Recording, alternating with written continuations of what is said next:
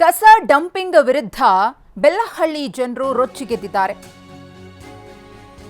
ದೊಡ್ಡಬಳ್ಳಾಪುರದ ಬೆಲ್ಲಹಳ್ಳಿ ಕ್ರಾಸ್ ಬಳಿ ರಸ್ತೆಯನ್ನೇ ಬಂದ್ ಮಾಡಿ ಆಕ್ರೋಶವನ್ನು ವ್ಯಕ್ತಪಡಿಸಿದ್ದಾರೆ.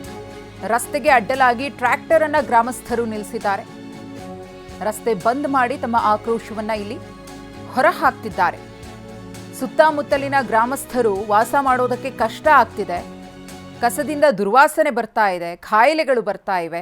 ನಾವು ಇಲ್ಲಿ ಕಸ ಹಾಕೋದಕ್ಕೆ ಬಿಡೋದಿಲ್ಲ ಅಂತ ಹೇಳಿ ಅಲ್ಲಿನ ಸ್ಥಳೀಯರು ಆಕ್ರೋಶವನ್ನು ವ್ಯಕ್ತಪಡಿಸಿದ್ದಾರೆ. ಕಸ ತಂದು ಡಂಪ್ ಮಾಡಿದಂತಹ ಸಂದರ್ಭದಲ್ಲಿ ಅದರಿಂದ ಸುತ್ತಮುತ್ತಲೇ ವಾಸ ಮಾಡ್ತಾ ಇರುವಂತಹ ಜನರಿಗೆ ಆಗ್ತಾ ಇರುವಂತಹ ಸಮಸ್ಯೆಗಳ ಬಗ್ಗೆ ಇದೀಗ ಸ್ಥಳೀಯರು ಹೇಳ್ಕೊಂಡಿದ್ದಾರೆ. ಈ ಕಸ ಡಂಪ್ ಮಾಡೋದನ್ನು ನಿಲ್ಲಿಸಬೇಕು ಅನ್ನೋ ಆಗ್ರಹ ಕೂಡ ಜೋರಾಗಿದೆ. ಈ ಕುರಿತು ಮತ್ತಷ್ಟು ಮಾಹಿತಿಯನ್ನು ಕೊಡೋದಕ್ಕೆ ನಮ್ಮ ಪ್ರತಿನಿಧಿ ಶಿವರಾಜ್ ಕುಮಾರ್ ಇದೀಗ ಬೆಲ್ಲಹಳ್ಳಿ ಗ್ರಾಮದಿಂದ ನಮ್ಮ ಜೊತೆಗೆ ನೇರ ಸಂಪರ್ಕದಲ್ಲಿದ್ದಾರೆ. ಶಿವರಾಜ್ ಕುಮಾರ್, ಹೇಗೆ ನಡೀತಾ ಇದೆ ಸ್ಥಳೀಯರಿಂದ ಪ್ರೊಟೆಸ್ಟ್ ಅಂತ ಹೇಳಿ ಕಸ ಡಂಪಿಂಗ್ ವಿರುದ್ಧ? ಏನಾದರೂ ಭರವಸೆ ಸಿಕ್ಕಿದೆಯಾ ಅಥವಾ ಈ ಸಮಸ್ಯೆಯನ್ನು ಹೇಗೆ ಪರಿಹಾರ ಮಾಡಿಕೊಳ್ಳೋ ನಿಟ್ಟಿನಲ್ಲಿ ಚಿಂತನೆ ನಡೀತಾ ಇದೆ ಶಿವರಾಜ್ ಕುಮಾರ್? ಮಧುಶ್ರೀ, ಈ ಒಂದು ಕಸದ ಸಮಸ್ಯೆ ಆಗಾಗ ಉಲ್ಬಣ ಆಗ್ತಾನೆ ಇರುತ್ತೆ. ಪ್ರಮುಖವಾಗಿ ಬೆಂಗಳೂರಿನ ಈ ಒಂದು ಕಸವನ್ನು ಯಲಹಂಕದ ಹೊರವಲಯದಲ್ಲಿರುವ ಬೆಲ್ಲಹಳ್ಳಿ ಮತ್ತು ಮಿಟಿಕಾನಹಳ್ಳಿಯಲ್ಲಿ ಡಂಪಿಂಗ್ ಮಾಡ್ತಾರೆ. ಸದ್ಯ ಮಿಟಿಕಾನಹಳ್ಳಿ ಕ್ವಾರೆ ಕಂಪ್ಲೀಟ್ ಆಗಿರೋದ್ರಿಂದ ಬೆಲ್ಲಹಳ್ಳಿಯಲ್ಲಿ ಮಾಡ್ತಾರೆ. ನಾನು ಸದ್ಯ ಈಗ ಬೆಲ್ಲಹಳ್ಳಿ ಬಳಿ ಇದ್ದೀನಿ, ನಿಮ್ಗೆ ತೋರಿಸ್ತಾ ಇದ್ದೀನಿ. ವೆಹಿಕಲ್ಸ್ ಕಂಪ್ಲೀಟಾಗಿ ಕಸದ ಲಾರಿಗಳನ್ನು ನಿಲ್ಲಿಸಿರುವಂಥ ದೃಶ್ಯವನ್ನು ನಿನ್ನೆ ಸಂಜೆಯಲ್ಲಿ ಕೂಡ ಈ ಒಂದು ಕಸದ ಲಾರಿಗಳನ್ನು ನಿಲ್ಲಿಸಿದ್ದಾರೆ. ಸುಮಾರು 100ಕ್ಕೂ ಹೆಚ್ಚು ಕಸದ ಲಾರಿಗಳು ಇಲ್ಲೇ ನಿಂತಿರುವಂಥದ್ದು. ಪ್ರಮುಖವಾಗಿ ನಾನು ವಾಸ್ತವವನ್ನು ನಿಮ್ಗೆ ಹೇಳ್ತೀನಿ. ಸದ್ಯ ಎರಡೂ ಕಡೆ ಟ್ರ್ಯಾಕ್ಟರನ್ನು ನಿಲ್ಲಿಸಿದ್ದಾರೆ. ಸುಮಾರು 1 ಕಿಲೋಮೀಟರ್ ಅಂತರದಲ್ಲಿ ಎರಡೂ ಬದಿಯಲ್ಲಿ ಟ್ರ್ಯಾಕ್ಟರನ್ನು ನಿಲ್ಲಿಸಿ ನೆನ್ನೆ ಬಂದಂಥಷ್ಟು ಕಸದ ಲಾರಿಗಳು ಅವು ಮಾತ್ರ ಇಲ್ಲಿ ಬಂದಿರುವಂಥದ್ದು. ಸುಮಾರು 100 ಲಾರಿಗಳು ಸದ್ಯತೆ ಇರುವಂಥದ್ದು. ಎಲ್ಲ ಗ್ರಾಮಸ್ಥರು ಬಂದು ಹೋರಾಟ ಮಾಡ್ತಿಲ್ಲ. ಒಂದಷ್ಟು ಮುಖಂಡರುಗಳು ಮುಂದೆ ನಿಂತ್ಕೊಂಡು ಒಬ್ಬರು ನಿಂತ್ಕೊಂಡು ಆ ಕಡೆ ಒಂದು ಭಾಗ ಈ ಕಡೆ ಒಂದು ಭಾಗ ಟ್ರ್ಯಾಕ್ಟರ್ ನಿಲ್ಲಿಸಿ ಅವರು ಕೂಡ ಬೇರೆ ಭಾಗಗಳಿಗೆ ತೆರಳಿದ್ದಾರೆ. ಸದ್ಯಕ್ಕೆ ಇಲ್ಲಿ ಅಧಿಕಾರಿಗಳು ಬರಬೇಕು, ಅದಾದ ಬಳಿಕ ಬಂದು ನಾವು ಕೂಡ ಹೋರಾಟ ಮಾಡ್ತೀವಿ ಅನ್ನೋ ನಿಟ್ಟಿನಲ್ಲಿ ಅವರು ಇರುವಂಥದ್ದು. ಕೇವಲ 5-6 ಮಂದಿ ಗ್ರಾಮಸ್ಥರು ಮಾತ್ರ ಬಂದು ಅಲ್ಲಿ ಟ್ರ್ಯಾಕ್ಟರ್ನ ನಿಲ್ಲಿಸಿದ್ದಾರೆ. ಮತ್ತೊಂದು ಕಡೆ ಇನ್ನೊಂದು ತುದಿಯಲ್ಲೂ ಕೂಡ ಟ್ರ್ಯಾಕ್ಟರ್ನ ನಿಲ್ಲಿಸಿ ಅಡ್ಡಲಾಗಿ ನಿಲ್ಲಿಸಿದ್ದಾರೆ. ಸದ್ಯ ವಾಸ್ತವದಲ್ಲಿ ಬೆಲ್ಲಹಳ್ಳಿಯ ಈ ಒಂದು ಕಸದ ಡಂಪಿಂಗ್ ಯಾರ್ಡ್ ಇದೆ. ಸದ್ಯಕ್ಕೆ 100 ಲಾರಿಗಳಷ್ಟೇ ಇಲ್ಲಿ ನಿಲ್ಲಿಸಿರುವಂಥದ್ದು.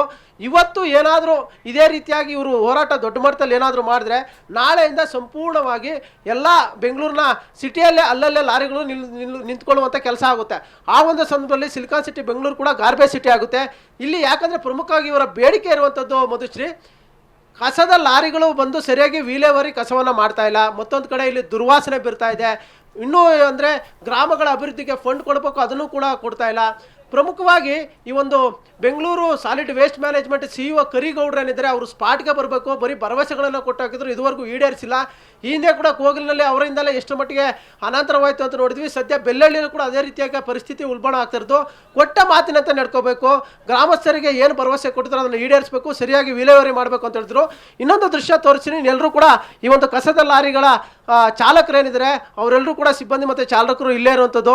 ನಿನ್ನೆ ಸಂಜೆಯಿಂದಲೂ ಬಂದು ಅವರು ಇಲ್ಲೇ ಇದ್ದಾರೆ. ಅವ್ರಿಗೆ ಯಾಕಂದ್ರೆ ಸರಿಯಾದ ಊಟದ ವ್ಯವಸ್ಥೆ ಇಲ್ಲ, ಇಲ್ಲೆಲ್ಲೂ ಕೂಡ ಊಟ ಸಿಗೋದಿಲ್ಲ, ಇಲ್ಲಿ ನಿಂತ್ಕೊಳ್ಳೋದು ಕಷ್ಟ, ಅಷ್ಟರ ಮಟ್ಟಿಗೆ ದುರ್ವಾಸನೆ ಬರುತ್ತೆ.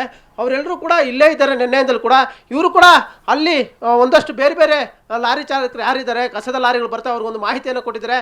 ಸದ್ಯದ ಪರಿಸ್ಥಿತಿ ನೋಡಿಕೊಂಡು ಮುಂದೆ ಬನ್ನಿ, ಈಗ ಸದ್ಯಕ್ಕೆ ಯಾರು ಕೂಡ ಬರಬೇಡ ಅಂತ ಇವರು ಕೂಡ ಹೇಳಿರುವಂಥದ್ದು. ಯಾಕಂದರೆ ಈಗಾಗಲೇ 100ಕ್ಕೂ ಹೆಚ್ಚು ಲಾರಿಗಳನ್ನು ನಿಲ್ಲಿಸಿದ್ದಾರೆ. ಒಂದು ವೇಳೆ ಹೆಚ್ಚಿನ ಸಂಖ್ಯೆಯಲ್ಲಿ ಲಾರಿಗಳು ಬಂದರೆ ಅಲ್ಲೇ ತಡಿದಿರೋ ನಿಟ್ಟಿನಲ್ಲಿ ಈಗ ಸಿಟಿಯಲ್ಲಿ ಅಲ್ಲೆಲ್ಲೇ ಒಂದಷ್ಟು ಲಾರಿಗಳನ್ನು ನಿಲ್ಲಿಸಿದ್ದಾರೆ. 1-2 ದಿನಗಳ ಕಾಲ ಏನಾದರೂ ಇದೇ ರೀತಿ ಮುಂದುವರೆದ್ರೆ ಬೆಂಗಳೂರಿನಲ್ಲೂ ಕೂಡ ಗಾರ್ಬೇಜ್ ಸಿಟಿ ಆಗುತ್ತೆ. ಸಿಟಿಯ ಮೂಲೆಗಳು ಕೂಡ ಕಸ ಅಲ್ಲೇ ಇರುತ್ತೆ. ಆ ಒಂದು ಪರಿಸ್ಥಿತಿಗೆ ಈ ಒಂದು ಅಧಿಕಾರಿಗಳು ತೆಗೆದುಕೊಂಡು ಹೋಗಬಾರ್ದು. ಕೂಡಲೇ ಇಲ್ಲಿ ಗ್ರಾಮಸ್ಥರ ಜೊತೆ ಬಂದು ಮಾತುಕತೆ ನಡೆಸಿ ಅದನ್ನು ಬಗೆಹರಿಸುವಂಥ ಕೆಲಸ ಮಾಡಬೇಕಾಗುತ್ತೆ. ಇಲ್ಲವಾದಲ್ಲಿ ಈಗಾಗಲೇ ದೊಡ್ಡಬಳ್ಳಾಪುರ ಭಾಗಕ್ಕೂ ಕೂಡ ಇಲ್ಲಿನ ಲಾರಿಗಳನ್ನು ತೆಗೆದುಕೊಂಡು ಹೋಗಿ ಕೆಲಸ ಮಾಡ್ತಾಯಿದ್ರು. ಅಲ್ಲಿನ ಸ್ಥಳೀಯ ಶಾಸಕ ಧೀರಜ್ ಮುನ್ರಾಜು ಕೂಡ ಅವನ್ನ ನಿಲ್ಲಿಸುವಂಥ ಕೆಲಸ ಮಾಡ್ತಾಯಿದ್ರೆ. ಬೇರೆ ಎಲ್ಲೂ ಆಪ್ಷನ್ ಇಲ್ಲ. ಸದ್ಯ ಇರುವಂಥದ್ದು ಈ ಒಂದು ಬೆಲ್ಲಹಳ್ಳಿ ಕ್ವಾರೆ ಅಷ್ಟೇ. ಅದಕ್ಕೆ ಪ್ರತಿನಿತ್ಯ ತರಬೇಕು. ಅದನ್ನು ತರಬೇಕಂದ್ರೆ ಕೂಡಲೇ GB ಅಧಿಕಾರಿಗಳು ಅವರ CEO ಆಗಂತ ಕರಿಗೌಡರು ಬರಬೇಕು, ಇಲ್ಲಿ ಸಮಸ್ಯೆಯನ್ನು ಬಗೆಹರಿಸಬೇಕು ಅನ್ನೋ ನಿಟ್ಟಿನಲ್ಲಿ ಒಂದಷ್ಟು ಮಂದಿ ಹೋರಾಟಗಳನ್ನು ಮಾಡ್ತಾ ಇರುವಂಥದ್ದು. ಮಧುಶ್ರೀ, ಧನ್ಯವಾದ ಶಿವರಾಜ್ ತಮ್ಮೆಲ್ಲ ಮಾಹಿತಿಗಾಗಿ.